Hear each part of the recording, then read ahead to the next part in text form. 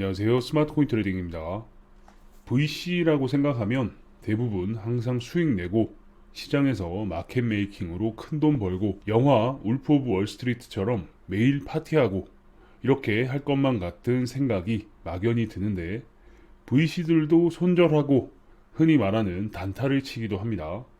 관련 내용을 한번 말씀드려 볼게요. 보이저는 고객들에게 코인, 즉 자산을 반환하기 위해서 어쩔 수 없이 코인베이스를 통해서 자산 매각을 한 후 바이낸스 US에 송금을 해야 했습니다.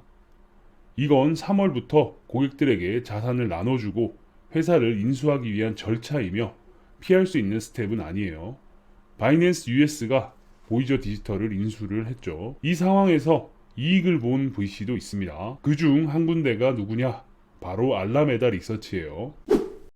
재밌는 게 일주일 동안 알라메다 리서치의 밸런스 밸류는 약 3.37% 증가한 3억 7,100만 달러의 자산이 기록되었습니다. 아직도 돈이 이렇게 많나 싶죠. 그런데 이번 일주일은 알트코인의 경우 도미넌스 기준 약 2% 정도가 하락한 시기여서 실제로 개별 알트 하락폭은 더욱 편차가 컸죠. 알트코인의 도미넌스가 하락을 하면 일반적으로 알트코인 가격도 함께 하락을 하죠. 이더리움의 도미넌스는 올랐지만 가격적으로는 일주일 전과 비교했을 때 큰 차이는 없습니다. 그렇다면 알라메다 리서치 얘네들은 도대체 뭘로 돈을 번 걸까 싶으실 텐데 결론적으로 말씀드리면 순환매를 주도하면서 돈을 번 거예요.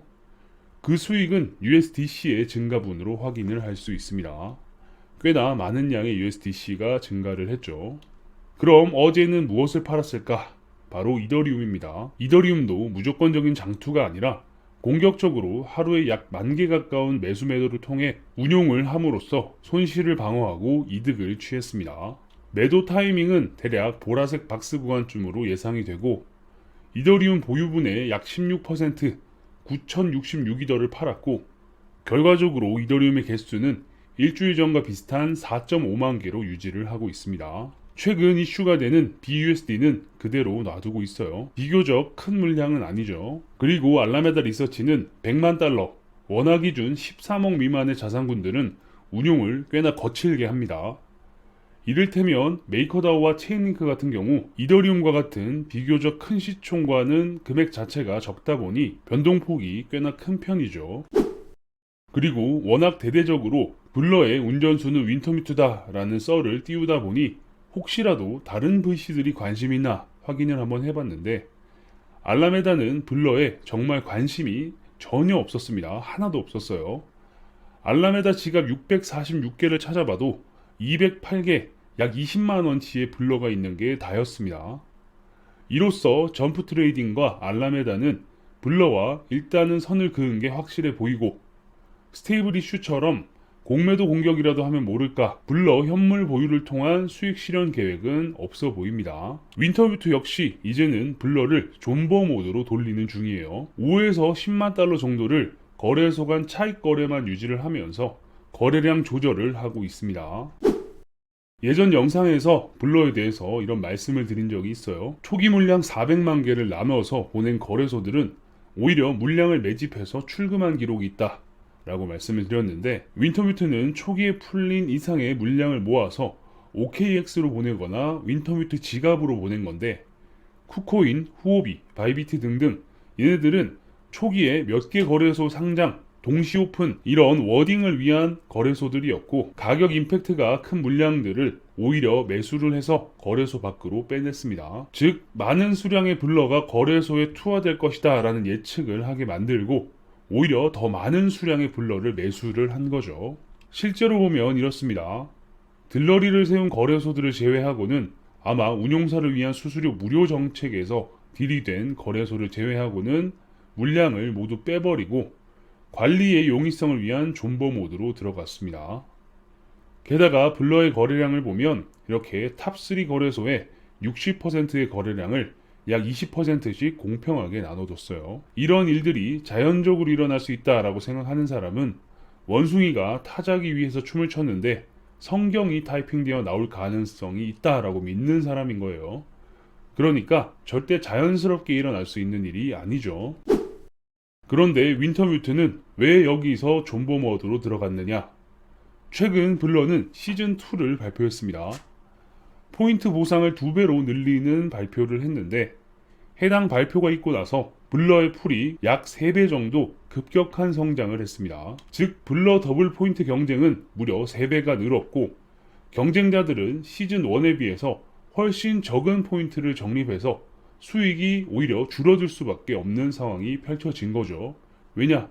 풀이 갑자기 급격하게 성장을 하면서 참여자들이 많아졌기 때문에 실제로 받는 보상은 적어진 거다라는 겁니다. 그런데 공정한 포인트 획득 경쟁만 일어나고 있느냐? 그렇지도 않습니다. 쿨캣, 빈제트, 클로넥스와 같은 NFT 프로젝트들과 짜고 블러의 경쟁 알고리즘을 이용해서 거액에 떠넘기는 작업을 하고 있어요.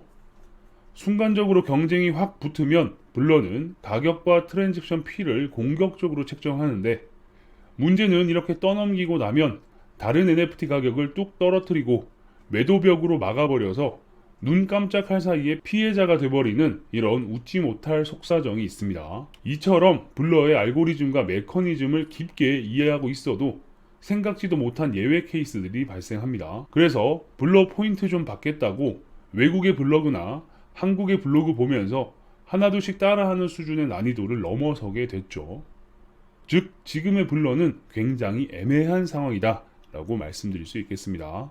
매수해서 가즈아를 외치는 사람은 이제는 예비 매도 물량으로 작용해서 짐이 되었고 블러를 이용해서 포인트를 모으려는 사람은 생각보다 재미가 좀 덜하고 오히려 NFT 프로젝트를 하나 가짜로 만들어서 악용하는 놈들까지 나오면서 정말 이렇게까지 하나 싶죠. 블러를 막상 써보니 낙찰 성공으로 주변에서 박수를 쳐주는데 막상 이 정도로 비싸게 사지면 곤란한데 라고 하면서 막상 매수자는 썩 속아 나오는 이런 상황에 대한 내부 시스템 정리가 좀 덜 되었다라고 말씀드릴 수 있겠네요. 그래서 이 시즌2까지는 블러는 바람에 흔들리는 갈대처럼 비트와 이더가 움직이는 대로 존버 모드를 유지하지 않을까 싶습니다. 지금까지 윈터뮤트의 블러 움직임과 윈터뮤트의 주력 비즈니스를 생각해보면 윈터뮤트는 프로젝트를 강력하게 드라이브해서 시장을 선도하는 작업보다는 소주잔에 젓가락을 담궜다가 한 입 빨고 다시 소주잔에 젓가락을 찍었다가 한 입 빨고 하면서 소주 한 병 다 마시기 챌린지를 하는 느낌을 가지고 있습니다. 이런 부분에서는 확실히 알라메다가 시원시원한 모습을 보여주죠. 알라메다는 최근 다시 자산을 운용하면서 마이너스를 보지 않고 꾸준한 수익을 만들어내고 있는데 본인들이 잘 하는 걸로 금방 다시 일어날 수 있다라는 말씀을 드렸었죠. 지옥에서 살아 돌아와 시장에 다시 한번 양분을 뿌려주는 그런 역할을 해줄 수 있으면 좋겠습니다. 계속해서 VC들과 관련된 내용이 나오게 되면 여러분들께 알려드릴 수 있도록 하겠습니다. 영상이 괜찮으셨다면 구독과 좋아요도 눌러주시고요. 알림 설정을 눌러놓으시면 누구보다 빠르게 새로운 정보를 받아보실 수 있으니까 구독, 좋아요, 알림 설정까지 눌러주시면 감사하겠습니다. 그럼 전 다음 영상에서 뵙겠습니다. 감사합니다.